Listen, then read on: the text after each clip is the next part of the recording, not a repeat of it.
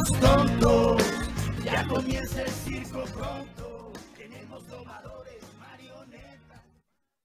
Bienvenidos a Son Cubano, un programa del Consejo para la Transición Democrática en Cuba, un espacio de información y reflexión sobre el pasado, presente y futuro de la isla.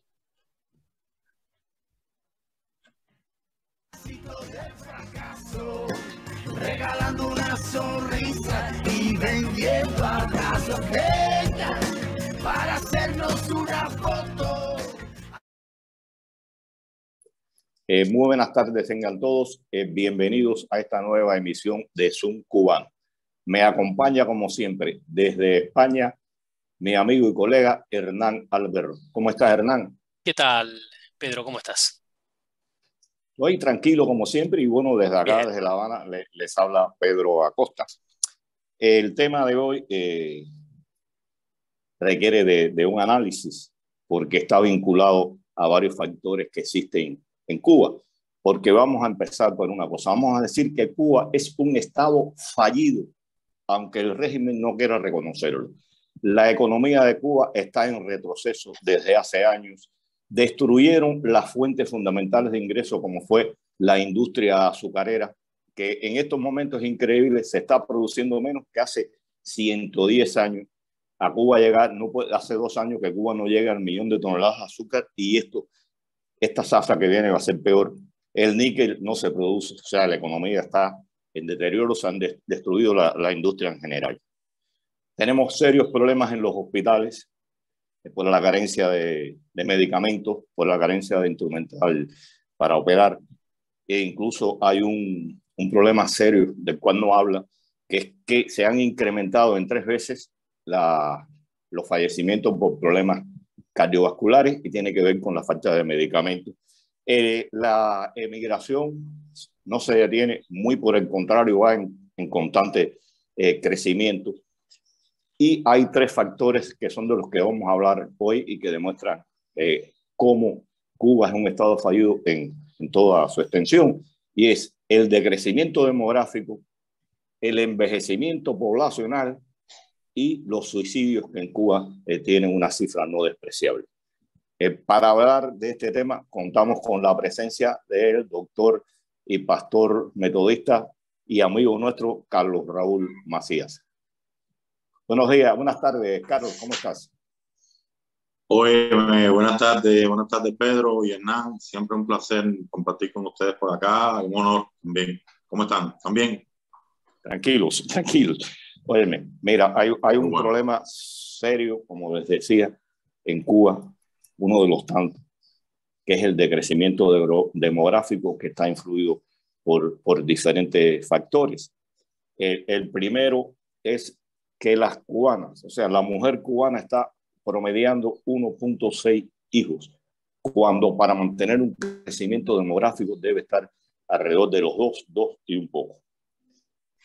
Los factores que conllevan a esto tienen que ver sobre todo con la economía. También veremos en el transcurso del programa cómo hay una situación que está incidiendo en el decrecimiento, en el envejecimiento poblacional de nuestro país, y también incluye la situación que está confrontándose por los problemas que hay en el país con el suicidio. Quisiera que tú nos hablaras un poco, Carlos Raúl, de esta situación, un poco del decrecimiento demográfico, de por qué las mujeres en Cuba no están teniendo, a pesar de ser un país subdesarrollado, no está creciendo, está decreciendo, y uno de los factores tiene que ver con que la mujer cubana está teniendo muy pocos hijos. ¿Pudieras hablarnos un poco de esta situación, o un poco o mucho, como plazca, hermano? Bueno, evidentemente una de las expresiones del bajo índice de desarrollo humano que en Cuba se viene produciendo desde hace muchos años, cada vez de manera más progresiva, y una de esas expresiones es el bajo índice de natalidad, como se llama precisamente, a pesar de que la dictadura siempre ha enarbolado como bandera del socialismo, la salud pública, la educación, etcétera. La realidad como siempre, y respetuosa, se impone. Y esa es una de las razones por las cuales la mujer cubana, a pesar de que no podemos negar de que la mujer cubana ha ganado en intelectualidad, en conocimiento, en acceso a la educación, etcétera, eso ha traído también, como ese conocimiento que la mujer cubana tiene, ha traído como consecuencia de que muy pocas mujeres, cada vez el índice de natalidad va descendiendo, precisamente por la responsabilidad que implica traer un hijo al mundo, sobre todo en un país donde las condiciones de vida cada vez se hacen más complejas, llevar un plato de comida a la mesa, adquirir las cosas de primera necesidad, se hacen muy complicadas, y precisamente yo considero que esa es una de las razones que han traído como consecuencias que las mujeres en Cuba cada vez menos quieran parir. Por otra parte, está siempre latente en la mentalidad de las personas, sobre todo las personas jóvenes, activas, desde el punto de vista laboral, desde el punto de vista sexual, la posibilidad de emigrar. Entonces, yo he podido hablar, por ejemplo, con muchas mujeres que sí quieren ser madres, pero no dentro de Cuba, y prefieren quizás posponer ese momento y prefieren emigrar a otro país, y ahí, a pesar de todo lo que implica la inmigración, parir o tener hijos en otros lugares. Entonces, ciertamente, todos esos factores se unen, ¿no? Y confluyen, trayendo como consecuencia esa tendencia que viene, según yo he podido leer y observar también empíricamente, desde el periodo mal llamado periodo especial de los años 90, el índice de natalidad ha venido decreciendo. En algún momento quizás hubo, cuando Venezuela se hizo cargo de la nación, hablando del punto de vista económico, hubo un momento que el índice de natalidad aumentó, pero nuevamente ha vuelto a descender, precisamente por estas cuestiones económicas, las bajas expectativas. Todavía el cubano de a pie no ve la luz al final del túnel, por el contrario, cada día empeora más todo. Y como mencionaba al principio, el índice de desarrollo humano y los parámetros que incluye en Cuba están bien paupérrimos, bien complejos, y en realidad, bueno, eso creo que a grandes rasgos puede traer como consecuencias que el índice de natalidad esté descendiendo de manera significativa, lo cual a largo plazo, termino con esto, va a contribuir al envejecimiento poblacional que ya Cuba trae desde hace muchos años. Mira, dijiste algo ahí, ¿no? Y yo lo hablaba con Hernán antes de empezar el programa. Cuba está en 11.2 millones de habitantes hace alrededor de 30 años. O sea, de ahí, eso viene viejo, de años atrás, como tú decías, no es una cosa reciente. Pero también hablaba con Hernán que hay países que tienen una política en función de que la mujer pobre, la mujer marginal, o sea, lograr un proceso de crecimiento demográfico. En Cuba, esta Cuba socialista, democrática y humanitaria, no existe un programa de ayuda a la mujer cubana que tenga 2, 3, 4 hijos. Y como tú dices, si el salario es poco, la comida no alcanza, no se encuentra, no hay un futuro para mis hijos, la mujer opta por no parir o por hacerse un aborto, que en Cuba, no sé en estos momentos por la situación tan crítica que hay, por hacerse un aborto en Cuba era como tomarse un vaso de agua en la esquina. Entonces no hay una política económica y social que contribuya a que la mujer tenga ese % de natalidad que se necesita para que la población crezca. Algo que decir con respecto a esto de las medidas. ¿Tú crees que hay un grupo de medidas que pudieran adoptarse? Pero yo pienso que la economía, primero fue el desinterés por ello y el desconocimiento, porque ya Cuba sí lo conoce, hace años que se viene hablando de eso, pero no hay una política en función de hacer eso. ¿Qué tú crees al respecto, Carlos? O tú, Hernán, quieres apuntarle algo a Carlos. No, Carlos, adelante. No, a ver, yo creo que a grandes rasgos hemos mencionado básicamente los factores económicos, políticos y sociales que contribuyen a que el índice de natalidad dentro de Cuba esté descendiendo de manera significativa. Y tú mencionabas un aspecto que es determinante también, y es el que la legalización del aborto en Cuba desde principios de la revolución es algo que está, o sea, la posibilidad de las mujeres de practicarse el aborto. La mujer cubana, yo soy médico y conozco que la mujer cubana lamentablemente está empleando el aborto como una medida anticonceptiva y eso también hace que ya después que la mujer ha gestado, o sea, después que la mujer ha concebido, entonces la práctica del aborto contribuye a que los índices de natalidad hayan descendido. Es un fenómeno multifactorial, evidentemente, ¿no? Del que estamos hablando acá.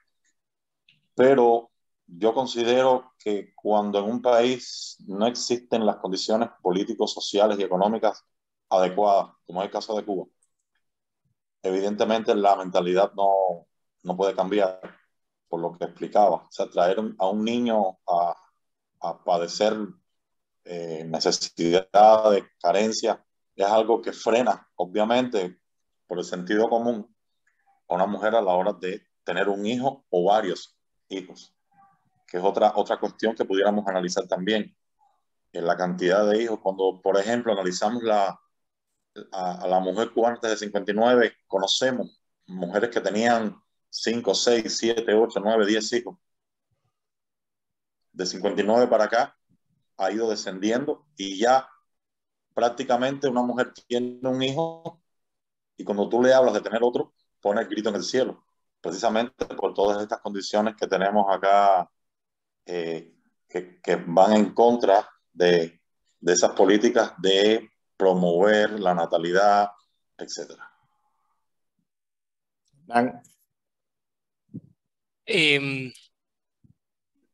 En Argentina a esto que voy a hacer le decimos chicana, ¿no? Les voy a provocar un poquito. Y les voy a leer el ranking de vecinos de Cuba. Voy a saltear algunos países que luego les voy a decir. em, en términos de tasa de natalidad. Dice que en 2021 la tasa de natalidad de Cuba fue de 1.7. Por debajo de Cuba, o sea, con menor tasa de natalidad, están Croacia, Estonia, Alemania, Austria, Italia, Eslovaquia, Japón, Eslovenia 1.59, República Checa 1.49. Por arriba, o sea, con un poquito más de tasa de natalidad, se encuentran España, Portugal, Suiza. Con estos números, Díaz-Canel podría decir, comparémonos con quien queremos compararnos, ¿no? Ahora, también es cierto, y aquí es donde estaba la chicana, y les voy a decir toda la verdad, es que, y esto es lo que me parece muy interesante de este tema, es que también son vecinos, por supuesto, China, bueno, Hong Kong, que está dentro de la misma política, Macao, Singapur, a ver, bueno, Hungría, Bielorrusia, por ejemplo, está con 1.51. Entonces, y la verdad es que acá no, a ver, primero me genera una reflexión, ¿no? Que es esta relación de la que alguna vez se hablaba de relación entre tasa de natalidad y nivel de desarrollo, ¿no? Había una teoría, una hipótesis, una explicación a estos fenómenos que se daban sobre todo en los países desarrollados de Europa, que era, bueno, la verdad es que la tasa de natalidad es baja porque las mujeres buscan desarrollar sus carreras profesionales, tienen hijos más tarde, forman pareja más tarde, se casan más tarde, eh, eh, quieren disfrutar la vida de otra manera, no quieren tener la dependencia de los hijos o lo que fuera, digamos, aún en países con fuerte presencia de creyentes y católicos, como puede ser España, por ejemplo, Y entonces la tasa de natalidad era baja. En estos países esto era un problema, porque todavía lo es, un problema grave, porque esto va acompañado de un estado de bienestar muy, muy fuerte o bastante presente que tiene que ver con, bueno, servicios sociales de jubilación, de atención a la vejez. Entonces, en la medida en la que tenemos pocos nacimientos, aumenta la tasa de población mayor, encima aumenta la esperanza de vida, con lo cual el costo social de mantener funcionando el aparato es menos gente aportando a la caja y más gente sacando plata de la caja, por simplificarlo de alguna manera. Sin embargo, en Cuba, corríjanme, no pasa nada de esto. O sea, Cuba, junto con algunas otras excepciones, es la excepción a la regla, ¿no? O sea, es un país donde no hay, como decía Pedro, asistencia a las madres, y eso podría ser una explicación para que haya baja tasa de natalidad, pero tampoco es un problema. O sea, ¿por qué tener baja tasa de natalidad si no es un problema la jubilación? Porque finalmente todos lamentablemente terminan viviendo con como mucho $2 al día y seguramente entre 0 y 1, ¿no? Entonces, no sé si es una pregunta, más bien es una reflexión, eh, tiene que ver con esto, ¿no?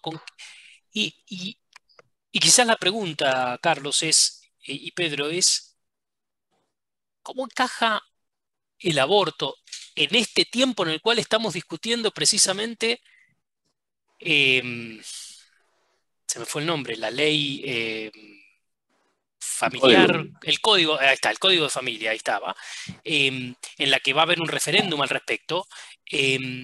Precisamente cuando se está discutiendo eso en Cuba, ustedes me están contando que el aborto es un tema casi tan sencillo como, eh, eh, no sé, comprar un kilo de pan. Bueno, quizás comprar un kilo de pan sea un poco más difícil. Entonces, me pregunto, ¿es una política de Estado? O sea, ¿es una decisión estatal, gubernamental, el hecho de tener poca tasa de natalidad? Porque finalmente todo esto, hay cuestiones culturales, hay cuestiones sociales, pero finalmente la política pública es clave en esto, ¿no? Y de hecho, muchos de estos países desarrollados que he mencionado empezaron a hacer políticas eh, públicas específicas. China abolió su ley de un único hijo como política pública, cuando estableció una política pública que era el que tenía más de un hijo estaba en problemas, ¿no? Entonces me pregunto, ¿Cuba tiene la misma política pública, pero a la inversa como la tenía China hace eh, unos 10 años? Dime, Carlos. A mí me parece que no, a mí me parece que no es una política legalizada, institucionalizada como China la tenía. Pero a mí me parece que Cuba, como dije, voy a citarme otra vez, me parece que Cuba, a pesar de que tiene teóricamente un sistema de salud fuerte, a pesar de que promueve el aborto no como una medida anticonceptiva, se dice, se habla, pero a pesar de todo, la realidad en la que vive la mujer cubana. Y cuando digo la mujer cubana, no quiero dejar de lado al hombre también, o sea, al padre que también determina, ¿no? A la hora de tener un hijo. Pero la realidad trasciende las buenas intenciones, las supuestas buenas políticas del gobierno. Entonces, no es como el caso de China, pero la realidad en que vivimos, una realidad cada vez más precaria, para mí es el factor fundamental que hace que la mujer cubana desee parir menos. Mira, tú tocabas algo, ¿no? Antes de la revolución había muchas personas, muchas familias pobres que tenían varios hijos. Pienso que ya un poco no es tan como se quiere ver el elevar a la cultura y la educación en general del pueblo. hace que la gente piense, vale la pena traer un hijo en estos momentos a que sufra, a que padezca, a que no tenga un futuro, porque es lo que está pasando. Y pienso que esto ha influido, Hernán, en que la gente tiene más, el cubano tiene más cultura, más educación y tiene una visión de lo que puede ser. Y está lo que tú dices también. Yo aquí no quiero parir. Me voy a parir a otro país o por ahora no voy a tener un hijo o solamente voy a tener un hijo. Porque está todo esto, las condiciones económicas y el desarrollo social de la familia cubana como tal. Es mi criterio y pienso coincido un poco con Carlos en esto, de que la gente no quiere tener hijos porque está consciente, lógico, no se quiere como quiere hacer ver el gobierno, que es que Cuba está a los niveles de los países desarrollados, ¿no? Cuba está a los niveles económicos de los países más pobres y más subdesarrollados del mundo, lo que es una gran contradicción en ese sentido. O sea, tú te vas a otros países subdesarrollados y si nos vamos a África, me imagino que la natalidad sea muy grande, o sea, el índice de natalidad. Sin embargo, en Cuba es la gran contradicción de que es un país pobre, pero desde el punto de vista cultural es un poco más elevado que en estos países y está esa situación como tal, Renan. No sé si lo que te hemos dicho o Carlos quiere agregar algo al respecto. Pedro, yo creo que es paradójico, ¿no? Es una paradoja porque evidentemente, como dije, el cubano de hoy, culturalmente hablando, sabe leer, sabe escribir, puede hacer una carrera, puede hacerse profesional, tanto para hombres como para mujeres, estoy hablando. Pero increíblemente, con todas esas condiciones culturales y educacionales que existen, que han sido usadas como bandera, han sido enarboladas como bandera para demostrar la supuesta eficacia del sistema socialista. A la vez, eso tiene que competir con una realidad que, a mi modo de ver, la que al final determina que la mujer, porque hay otro detalle que yo no quiero dejar de mencionar y es que las cifras y las estadísticas que nosotros podemos estar empleando de Cuba, o sea, los anuarios de salud pública, etcétera, esas cifras hay que manejarlas también con discreción. Seguro que sí. Entonces, yo no dudo que el régimen, un poco que para equipararse a las primeras economías del mundo, maneje y las cifras a su antojo. Y este caso, el caso de la natalidad, un caso sensible, es una cosa que yo tendría en cuenta a la hora de darle veracidad a las cifras que el régimen da. Entonces, eso es otra cosa también. Tú vas a buscar en Cuba información estadística y a veces se complejiza eso. Y una vez obtenida la información, tienes que tenerla, dejar ahí un margen como para la duda, ¿no? Precisamente porque es un sistema que miente, que tergiversa, que exagera a su antojo. Y entonces no creo que este caso o este tema del que estamos hablando sea un tema aparte. O sea, para mí entra dentro de toda la estrategia, ¿no? Mira, voy a parafrasear a un argentino. Unos lo odian, otros lo admiran. En las cifras cubanas y en el gobierno cubano no se puede creer ni un tantito así. Todo lo tergiversan, todo lo manipulan y mienten. Así es, Hernán. Según los planes, porque bueno, Cuba es un país de planes, de medidas. Nos pasamos, pues el gobierno se pasa la vida haciendo análisis y haciendo planes que ni una cosa ni otra sirven para nada. Se pensaba que Cuba, o sea, según los estudios que habían hecho los especialistas, para el año 2050 tuviera un decrecimiento de cerca de 200.000 personas. Sin embargo, el año 2021, con relación al 2020, decreció en 68.000 personas. O sea, ya no pienso que ese 2050 va tal vez a llegar con 2 millones menos de cubanos, porque como le decía, ya este año que pasó decreció en 68.000. La emigración tiene una influencia muy grande en este decrecimiento. Está Cuba ahora en 11.100.000, ya bajó de los 200.000. Desde noviembre del año pasado a junio de este año se calculan que del país han huido, porque la gente de Cuba no emigra, la gente de Cuba huye, alrededor de 200.000 personas. O sea, esa cifra de menos 68.000 personas va a incrementarse en este año por esa salida masiva, el bajo índice de natalidad. Y mucho antes del 2050, Cuba va a bajar de los 11 millones de habitantes. Esto está trayendo una consecuencia, que es el otro tema que queríamos hablar, que es el envejecimiento poblacional, porque esa migración está dada fundamentalmente en personas entre 25 y 50 años.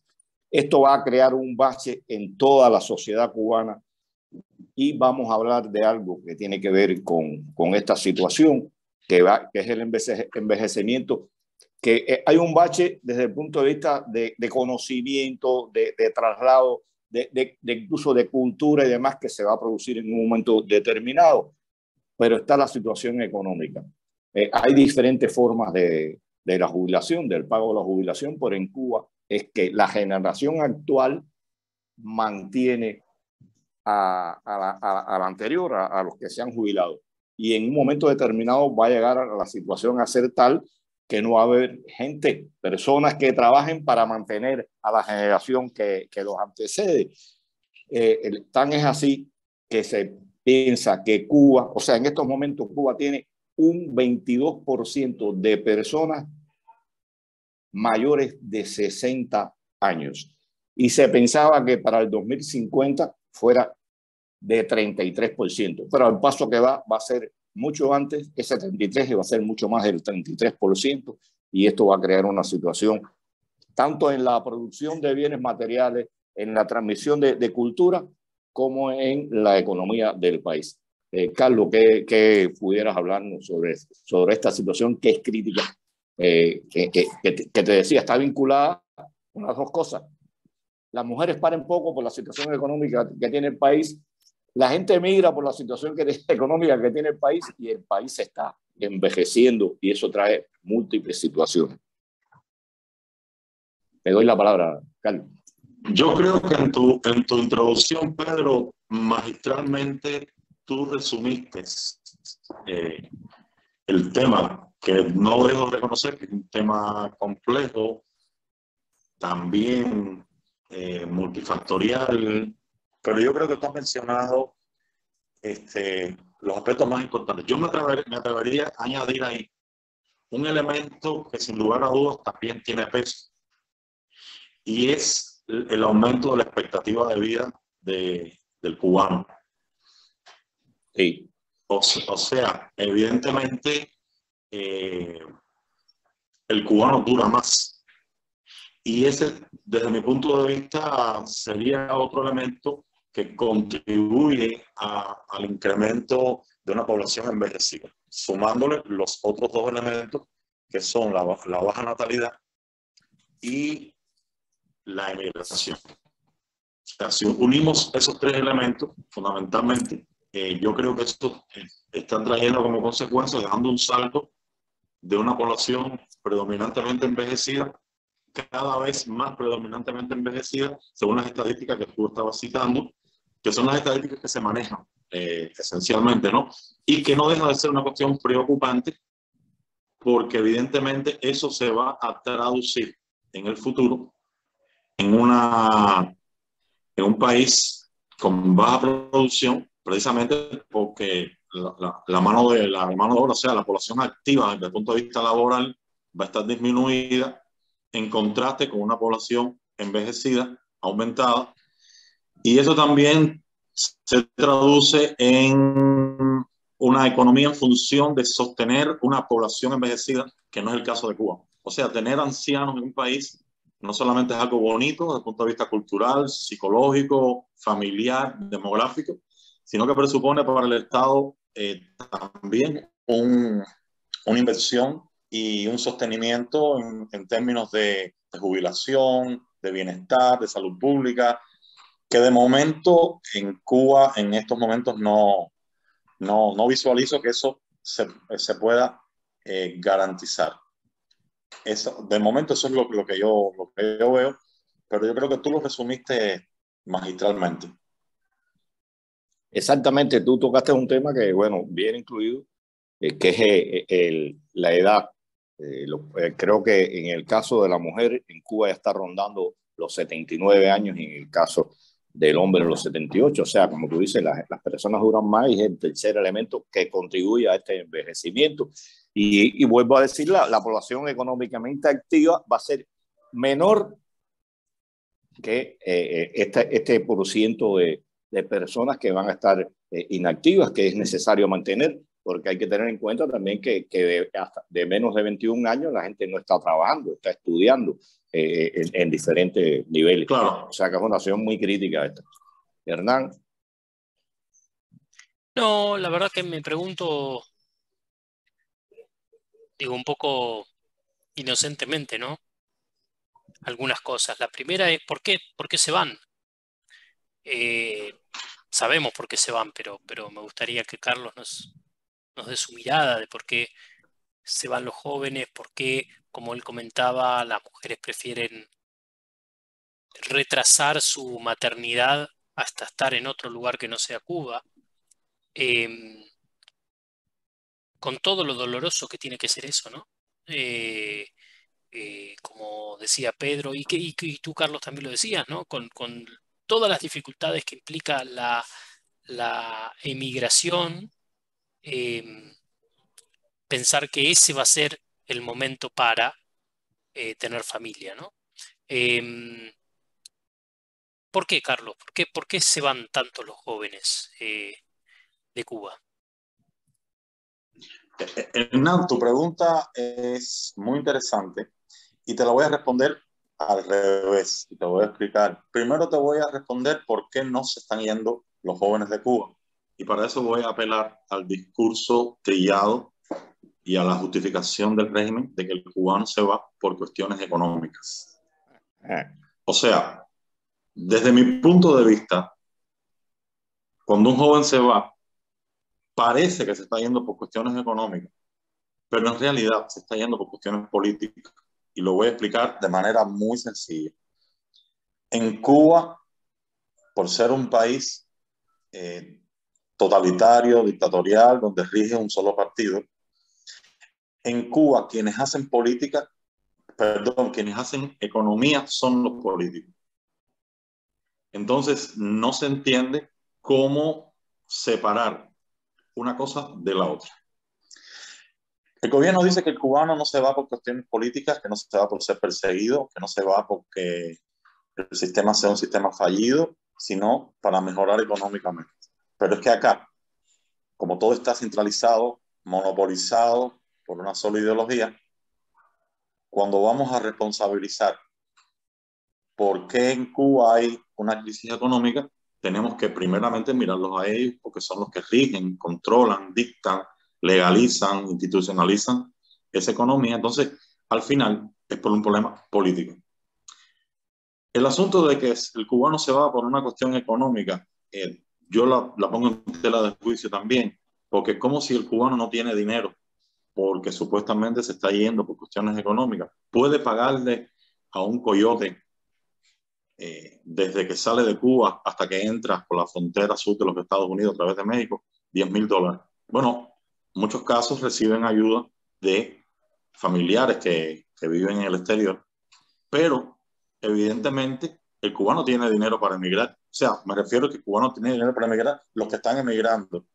Los cubanos que se están yendo de Cuba, evidentemente tienen el recurso económico para hacerlo, ya sea porque vendieron su casa, ya sea porque vendieron sus bienes materiales, sus prendas, sus automóviles, ya sea porque se empeñaron, en fin.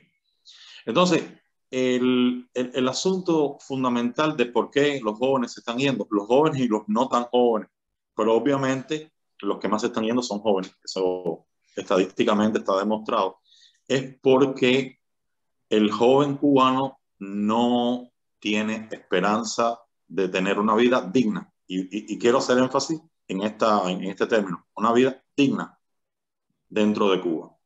El sistema socialista prometido, el paraíso prometido por el régimen desde el año 59, la realidad ha demostrado que no se ha podido construir.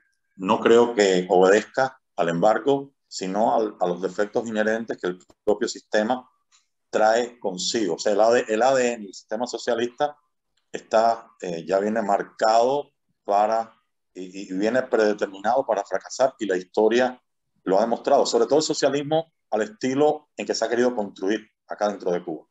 Entonces, por una parte está esto. Por la otra, hay un elemento importante que también quiero mencionar, y es el asunto del 11 de julio. Evidentemente, lo que pasó el 11 de julio del año 2021 ha precipitado la ola migratoria de la cual estamos siendo testigos, que incluso ya superó a la crisis migratoria del Mariel en el año 80. O sea, ya se han ido más cubanos de Cuba. En un año y tanto, muchos más cubanos que durante la crisis de Mariel en el año 80.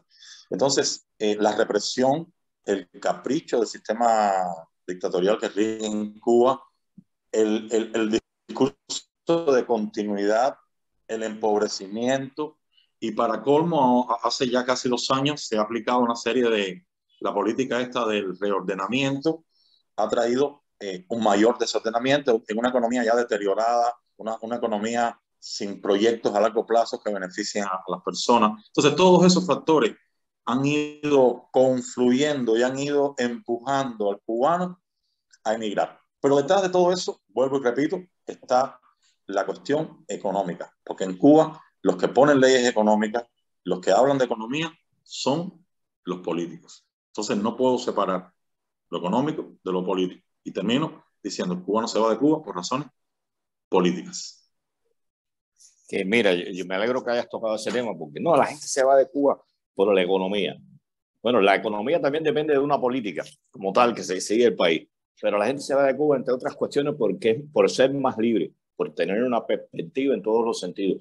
A mí no se me olvida, en Barcelona, antes de venir a sacar, me hicieron una entrevista y yo le decía, yo me siento más libre, me he sentido más libre aquí en Barcelona y allá en Argentina que en mi propia patria, porque puedo expresarme, puedo moverme, puedo tener ideas que en Cuba son prohibidas, y eso en la juventud es rebelde, y la juventud quiere economía, pero la juventud quiere libertad. O sea, no vamos a como pretende el gobierno, que se van por problemas económicos, porque tú tocas también una cosa ahí. Se está yendo mucha gente que tiene una posesión dentro de Cuba, buena dentro de lo que cabe. Y tenemos el ejemplo que hace ayer o antier, se fueron 8 del ballet de Elisa Alfonso, que es una gente que tiene un nivel de vida, que viaja y demás, pero están buscando libertad, están buscando desarrollo como tal. Y no es solo la situación económica. Hernán, una pregunta. Sí. Es que un poco conversamos en otro programa, Pedro, y que a mí es un tema que me interesa, siempre me interesó. No sé por qué. Que es los hijos de, ¿no? Y no voy a decir ninguna mala palabra, no sean mal pensados. Estoy pensando en los hijos de los dirigentes, en esos jóvenes de, pongámosle, entre 18 y 35 años, que son hijos, en algún caso nietos ya, de estos grandes dirigentes del régimen del gobierno cubano. Y mi pregunta es, ¿dónde están? Ellos, o sea, ¿también se están yendo? Porque este es el típico ejemplo, les quiero decir, el típico ejemplo de las democracias de medio pelo, vamos a poner así, y me refiero puntualmente a Argentina, pero pasa en otros lados, ¿no? Donde dice, viene algún dirigente con algún discurso medio de izquierda y dice, bueno, la salud pública tiene que ser y es la mejor y qué sé yo, y después sus hijos, por supuesto, tienen medicina privada, y cuando tienen algún problema médico se atienden en el mejor hospital privado que pueda haber.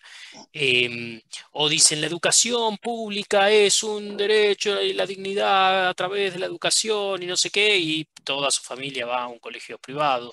Entonces, mi pregunta es, ¿pasa lo mismo con los dirigentes, es decir, que se llenan la boca hablando de la lucha por la soberanía en Cuba y la independencia y toda esa cosa, pero sus hijos están en Finlandia.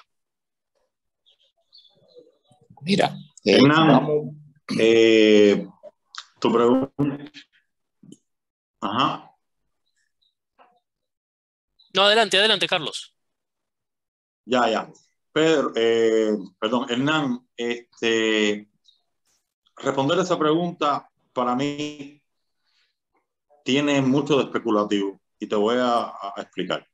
Siempre sobre la alta dirigencia del régimen, sus familias, ha existido un secretismo importante, de modo que el pueblo, el cubano de a pie, muchas veces está ajeno a cómo viven, qué hacen los hijos o ya los nietos de los dirigentes del régimen.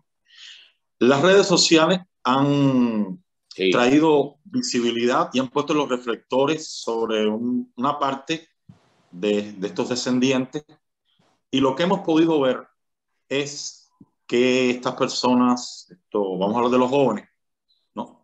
Estas personas viven vidas al nivel de capitalistas millonarios del primer mundo. Entonces, evidentemente, y aquí voy a especular, tengo que ser sincero, ¿no? Yo no creo que ellos necesiten emigrar. Ellos pueden entrar, salir, traer, exportar, importar. Ellos pueden construir sus discotecas, sus hostales. Ellos pueden invertir en el turismo con Gaesa, y todo es permitido. Entonces, estas personas no necesitan vivir en otro país. Ellos pueden viajar, tener paraísos fiscales, tener propiedades en otros países.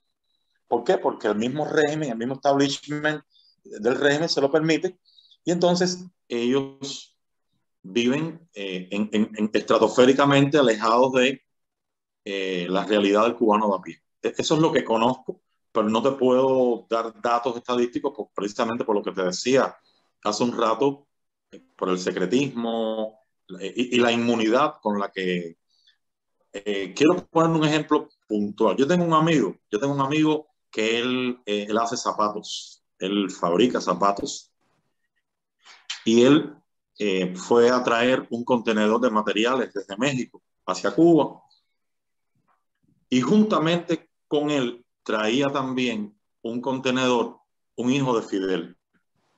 No recuerdo el nombre de cuál de ellos. No sé si era Alexander o Antonio o no sé. No, es Alex. Es Alex. Sí, no recuerdo el nombre. Es Alex Castro. Ajá, no recuerdo, él me lo dijo, pero yo no recuerdo exactamente el nombre. Lo cierto es que lo que a él le demoró meses en sacar ese contenedor del puerto, el hijo de Fidel lo trajo y enseguida se lo dieron. Entonces te das cuenta que estas personas que son hijos de mamá y papá, como decimos acá coloquialmente en Cuba, ellos gozan de ciertos privilegios, ciertas facilidades de las que no gozan los demás mortales que viven, y me refiero a los cubanos de a pie. Entonces, hay una desigualdad significativa, que es la expresión del clasismo que por una parte la revolución prometió eliminar. Al final lo perpetuaron con otro nombre, de la cual los hijos y los nietos de esos líderes se han beneficiado durante todo este tiempo, y es parte del fenómeno natural de lo que estamos viviendo acá. Y entonces esas personas no tienen que emigrar, según mi humilde punto de vista. No necesitan emigrar. No, Carlos, tú no especulaste, tú dijiste la verdad. Y voy a partir de una cosa. Cuba está dirigida por una mafia. Eso no cabe la menor duda, por el nivel de vida que se dan, por lo que hacen sus familiares. Y tú estabas hablando de Alex Castro, el que es de confecciones, tiene un taller de confecciones a todo tren. ¿Qué pasa? En la familia Castro hay muchos Alex. Ahora está Alex Castro, un nieto, hijo de no sé quién de ellos, que tiene una de las discotecas más importantes que hay en Cuba. Usted ve en las fotos del hijo en La Habana, en La Habana, sí, en playa.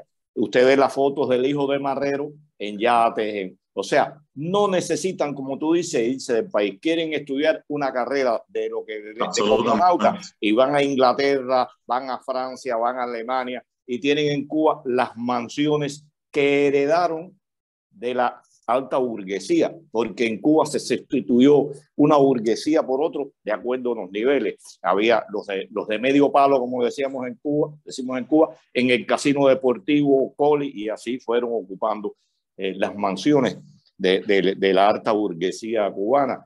Y no les hace falta eso. ¿Quieres estudiar inglés? ¿Dónde lo quieres estudiar? ¿Quieres pasar vacaciones? Pasas vacaciones. Mi hija más chiquita, Xenia, tú la conociste. En un momento determinado tuvo vínculos con estas personas, amiga del Cangrejo, amiga de la hija de la hermana del Cangrejo, los hijos de López Calleja. Aquí, o sea, entró en ese mundo por un novio que ella tuvo, que el padre tenía cierto nivel, y las cosas que me decía eran increíbles. Cuando aquí en Cuba tener un teléfono celular era un lujo, esos muchachos tenían el teléfono celular y se metían 3 horas hablando por teléfono. O sea, no necesitan irse del país. Nunca hay algunos que se han ido, tal vez porque vieron que les faltaba libertad. Está el hijo de Ramiro Valdés, el pianista, vive fuera. El hijo de Almeida, no sé si lo hicieron por Fidel. O sea, hay unos cuantos que están fuera. No sé si es porque se le acabó la comida, como decimos acá, o que dijeron, bueno, aquí yo quiero más de lo que tengo, pero no necesitan emigrar repito, para mí son mafiosos porque hacen en este país lo que quieran y después son tan cínicos que hablan de humildad, de igualdad, como hace poco dijo Díaz-Canel que en Cuba todos éramos iguales, lo que pasa es que algunas personas, como ellos, el pueblo las elegía para que dirigieran. Y la ropa que se pone Díaz-Canel es ropa millonaria y relojes de $1,000 y pico de dólares. Y por ahí para allá los 4 y los 5 espías. O sea, es la mafia en función de esto y no necesitan los familiares, los hijos y nietos de estos señores irse del país. Hernán, respondiendo, añadiéndole a la pregunta que hiciste, los jóvenes que se están yendo de Cuba son los hijos del cubano de a pie. Bueno, o sea, y asociada a esa pregunta me surge otra, que quizás no tengan la respuesta, habría que ver los números, y no sé si los números lo registran, que tiene que ver con el factor racial. Me pregunto, ¿se están yendo más blancos que negros? ¿Se están yendo más, no sé, desde una... Ustedes hablan de las condiciones económicas de quienes se iban, ¿no? Que no son las de las personas menos pudientes. Puede que no sean las de los más pudientes porque tienen todo resuelto, pero hay una especie de clase media, si se quiere, que tiene cierto acceso por tener algún familiar y demás. ¿Ustedes tienen algún dato, alguna evidencia, aunque sea empírica, que les lleve a pensar que hay algún elemento racial en la emigración? Mira, en Cuba se dice... En el caso mío no tengo elementos para determinar étnicamente cómo se está comportando la migración. No, si pudiera decirte que aquí se está yendo todo el que puede. Todo el que puede, independientemente del color de su piel. Acuérdate que en Cuba, Cuba es definida como un país de mestizaje. O sea, en Cuba hay negros, en Cuba hay blancos, pero lo que más predomina en Cuba es el mestizaje, como en muchos países de acá de América, ¿no? De América Latina, América del Sur. El mestizaje es predominante y a vuelo de pájaro, empíricamente, como tú decías, a mí me parece que no hay, o sea, el factor racial no determina para nada la migración. Se está yendo todo el que puede, personas incluso que conozco, que son personas que tienen dinero, que tienen cierta solvencia económica, se están yendo también. Entonces, me parece que el asunto pasa de ser un asunto puramente económico a un asunto, como decía Pedro, de esperanza, de derechos, de libertades. Personas que tienen familiares en los Estados Unidos que viven aquí bien precisamente por esa remesa se están yendo también.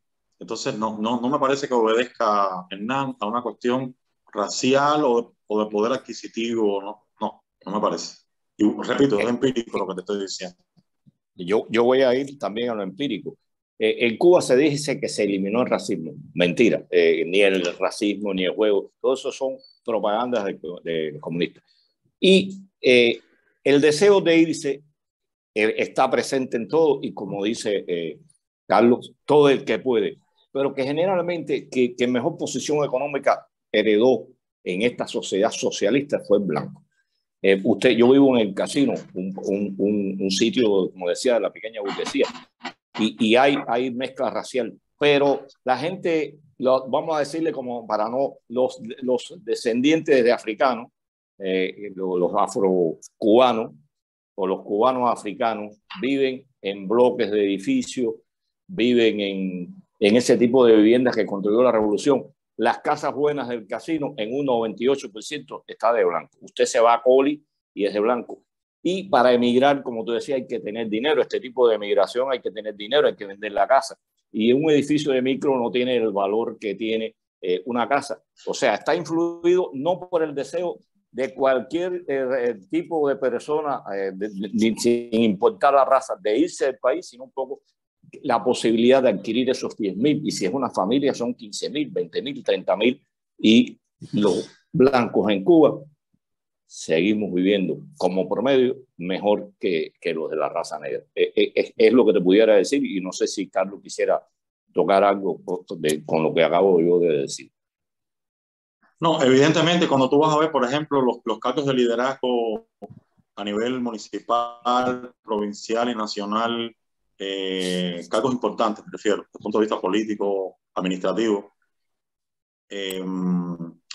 A lo largo de los años se ha visto, incluso a nivel de Comité Central, Buró Político, Consejo de Estado, Consejo de Ministros, sí, se ha visto históricamente un predominio de los blancos, cuestión que ha producido que algunos hayan cuestionado el supuesto igualitarismo que siempre se ha defendido entre el blanco y el negro, etcétera.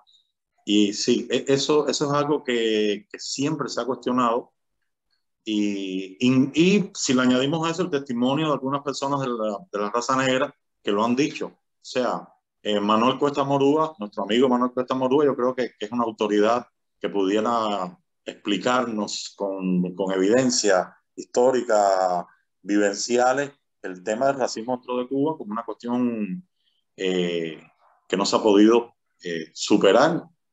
Y sí, yo he leído cosas que Cuesta Morúa ha escrito y otros autores sobre el tema que son interesantes y que demuestran que lo que ha pasado con el racismo en Cuba ha sido un cambio de paradigma, pero está latente la cuestión de la diferenciación entre negros y blancos a la hora de poner en sus manos ciertos pactos de confianza importantes, etc. Mira, voy a dar un pequeño dato porque yo hice hace un tiempo un trabajo sobre esto. Buró político, entre buró político y consejo de ministros, ahora no recuerdo los números que habían de 17, eran alrededor de 64, solo el 13% eran de la raza negra. Estoy hablando de la élite de la dirección del país, entre buró político y consejo de ministros. Hernán, creo que estamos cortos ya, ¿no? Sí, estamos llegando al final. Me parece muy interesante todo lo que hemos conversado y he aprendido mucho. Me parece que hay, al- al- me parece que hay, o sigo pensando que hay algún tipo de, no sé si planificación o falta de planificación probablemente por parte del gobierno cubano y bueno, no sé si es siempre el mismo gobierno cubano, ¿no? Em, pero, y que claramente es que Carlos mencionaba en un momento el 11J, y pienso, es una bomba de tiempo, ¿no? También, porque Uno lo ve claramente en los países desarrollados, donde, claro, el asistencialismo y demás pone una presión extra con las personas de mayor edad en el uso de hospitales, de servicios sanitarios, de jubilación y demás. Pero en el caso de Cuba, tiene que darse más o menos igual, ¿no? En la medida en que los no productivos, digamos, sean más que los productivos, están en un problema. Así que, y esto sumado a lo que hemos hablado tantas veces con Elías Amor, ¿no? De la baja productividad de la economía cubana, producto de las malas políticas económicas, básicamente, nada, generan una situación que hace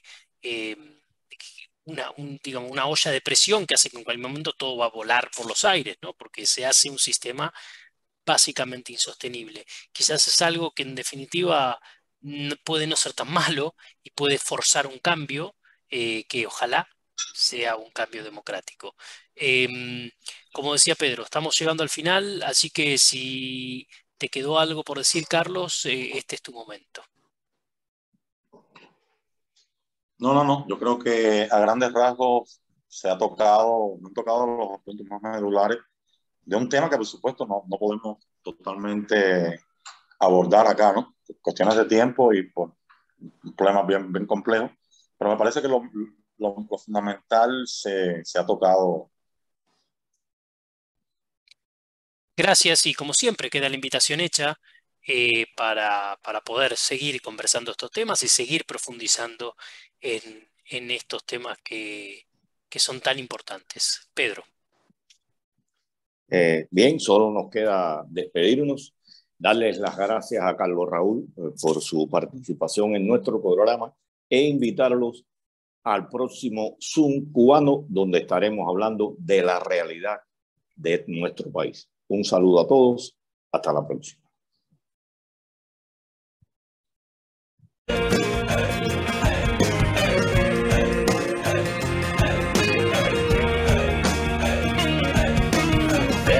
Vengan a la feria de los tontos, ya comienza el circo pronto.